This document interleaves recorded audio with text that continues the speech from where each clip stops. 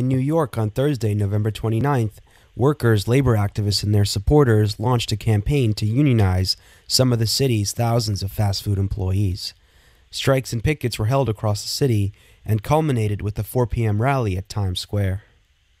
At 5 a.m., Daryl Young begins his regular commute to a McDonald's restaurant located on the corner of 40th Street and Madison Avenue.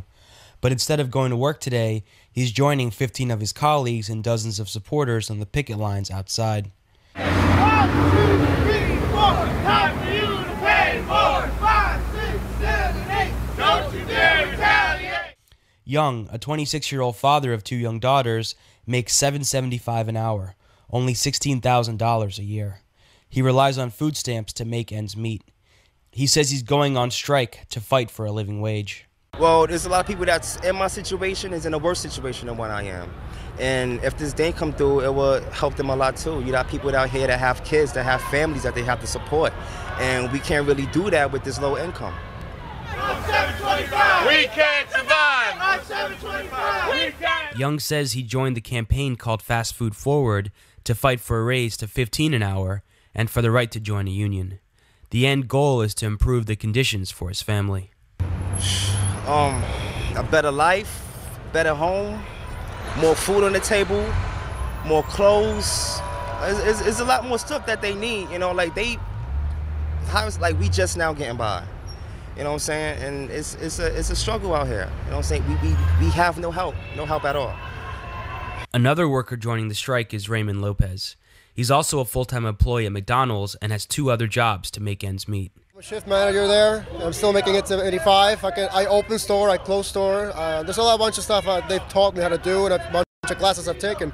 So when you think about all the work and all the pressure, all the stress, and everything I do, I really think I really do deserve more. And not just me, all the crew members as well. Lopez and other workers say strong public support has helped ease their fears of employer retaliation. Well, to be honest, like last night I was nervous. I didn't know what to expect. Now that I see that there's a lot of people supporting this, I feel a lot safer.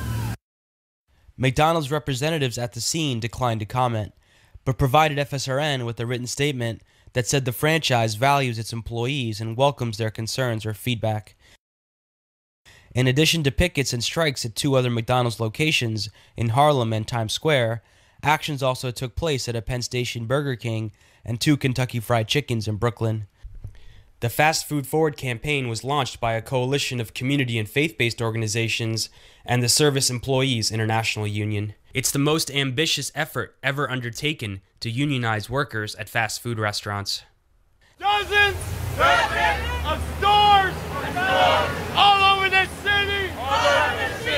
Workers. Just bids to unionize workers at fast food restaurants. Jonathan Weston is an organizing director with New York Communities for Change. They've mobilized 40 organizers over the past several months to reach out to fast food workers across the city. Our organizers and the workers themselves have been organizing these stores, have been talking to their co-workers, have been getting them to sign on to the campaign, and it's been long, grueling work, and will continue to be because management will resist and has resisted at several of the locations already. Thursday's actions also come on the heels of victories for New York organized labor, including hot and crusty pizza workers recently winning the right to join a union. On Friday, labor activists will accompany striking workers back to their jobs to prevent workplace intimidation. Reporting for The Real News and FSRN, this is Jessel Noor in New York.